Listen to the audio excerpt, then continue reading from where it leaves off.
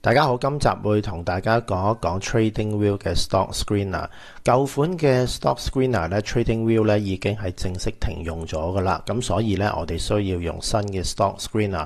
咁但係大家使用嘅時候咧，咁就經常咧都會出現幾個問題。咁今日會同大家講一講。咁而家就示範下咧當中嘅問題啦。咁如果咧你係用緊 TradingView 嘅網上版咧，登入之後咧會見到呢個畫面，跟住你撳入產品嗰度咧，你就會咧見到個篩選器啦，咁你撳入去咧，佢咧就會顯示翻咧嗰個 Stock Screener。咁但個問題係咧，你就開唔到幅圖喎。好啦，咁變咗咧，你就唔可以咧用呢個方法去開個Stock Screener。你要去翻產品嗰度開翻個超級圖表。咁你開咗超級圖表之後咧，你喺右邊呢度咧係撳入去咧呢個篩選器啦。好啦，撳入篩選器之後咧，你就會見到咧，佢只係佔咗個畫面嘅一小部分嘅啫。